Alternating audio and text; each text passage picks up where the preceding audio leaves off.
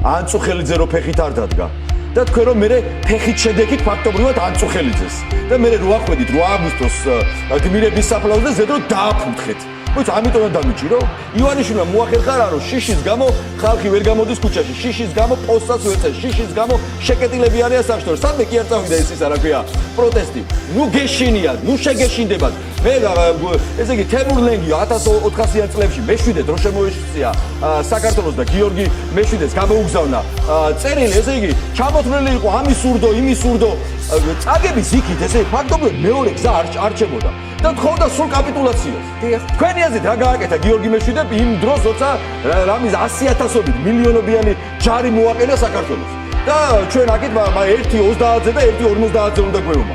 რა გააკეთა თქვენი აზრით დანებდა, მოიცა ეხლა მე მეშინია მაინც წავაგებ, რა აზრი აქვს, მაინც ესე მოხდება? არა, ხალხო, არ დანებდა, არა. არ დანებდა, ბოლომდე იბრძოლა, ბოლომდე დაიცვა, აი ესაა, სადროშა დაიცვა, მაშინაც ყველა ჩვენი მეომარი, ქართველი, წინაპარი რომ გიორგი ანწუხელიძე აი ამ დროშაზე რო არ დადგა, კი არ იცოდა რომ ვინმე იქ დამამცირებლად უღებდნენ ვიდეოს რა დღეში იყო ჩვენი ჯარისკაცი სწორედ და ეს ვიდეოც ამიტომ გაავრცელეს და ნახე როგორ დავამცირეთ. იქ იმდენი ოკუპანტმა კი აღარ იფიქრა რამხელა გმირობის ვიდეო აღმოჩნდა ჩვენს ხელში. კი არ იცოდა ანწუხელიძემ რომ იქ ვიღაცა გადაუღებდა თუ ვინმე რამეს გაიგებდა. არა, მის გულში აი აქ იყო საქართველო. აი აქ იყო საქართველოს დროშა და იმას არ დააბიჯა.